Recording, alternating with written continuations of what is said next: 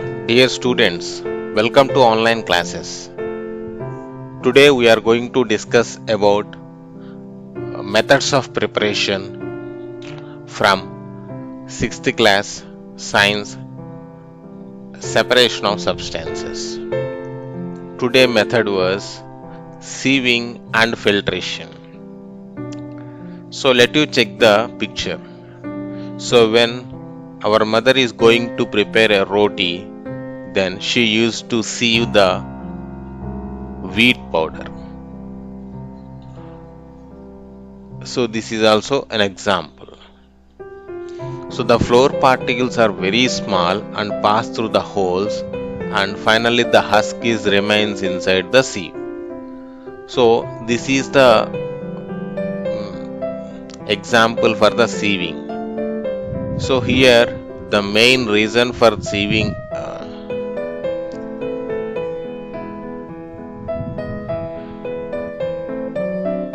the checkpoint for the sieving is size of the particle. So low sized particles will pass through that and heavy sized particles will remain in the sieve. And this is the sieving or filtration of the tea leaves from the decoction. And these are also remainings of the green tea. So the liquid passes through the holes and large tea leaves remains in the strainer. So this is also an example for sieving. And here also size matters. And we have separated mud and water by decantation in the previous class. And now can we separate them in any other method? So because decantation is not the perfect one to separate the mud and water. So for that we use filter paper as a sieve, and it is made up of paper which has very fine holes. When we filter this mud water through filter paper, we can definitely separate both the things. And for that filter paper has to be folded 4 times like this, and they will kept in the funnel. And by using a rod, so pour the mud and water mixture into the funnel very slowly, so that filter paper has very tiny pores. All the mud is just settled there and stopped there, and remaining water will go out of the funnel and it will be collected separately. So this is example for filtration. And can we separate salt from the salt water by using filter paper? No. Why? Because the particles of the salt are very small, so that they can pass through the filter paper also. For the separation of salt from the salt water, we can approach another separating method.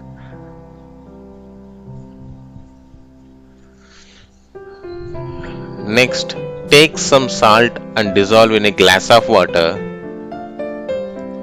Now, can we separate salt from the water? So for that we need to identify the salt in the salt water. So here the salt is asking, am I visible in the glass? No, not at all. It is mixed up. So for that we need to approach a new method called crystallization. So here take a solvent and impure solid, or we can simply take this one, salt water. Solvent is water and solid is salt, and it is mixed. Now take that solution in a china dish and heat it up, so that all the vapor evaporates, and finally you will get some crystals settled at the bottom. And by using filtration, filter paper, we can separate that crystals out of the box. So this process is called crystallization. So the best example for this is extraction of salt from the seawater. How common salt is prepared from the seawater. So these are the sea fields where all the seawater is diverted in these field areas and leave there for days so that all the water gets evaporated by the sun, and they can take up all the salts separated like this farmers will do, and then they will just make heaps of these and they will transport it to the purification system, and there after purification they will get be packed. So this is the best example for the crystallization. Take a glass of impure water, so literally groundwater, so which contain some other salts also. Now can we separate pure water from impurities? Yes, this is also an impossible task. We need to approach one more method called distillation. So here it is the distillation setup where it contains a round bottom flask which is equipped with the condenser and then collector. This round bottom flask is equipped with a thermometer also. So here take the solution into the round bottom flask and heat it up so that all the water which is converted into gas pass through the sidewise condenser and it will be collected separately. Now in this way water can be purified.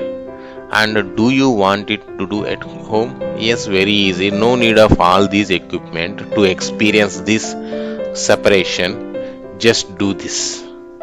Take some salt water, taste it whether it is salt or not, then heat it up on a gas stove.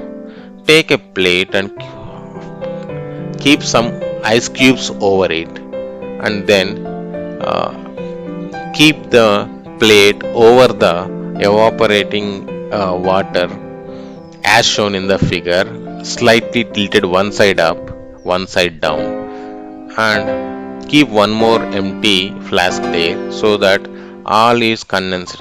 But take care while you are keeping, take care. So now after collecting, taste the water. So that is entirely no salt is there in it. You can feel it, so that water is separated from salt water. This is the example for distillation.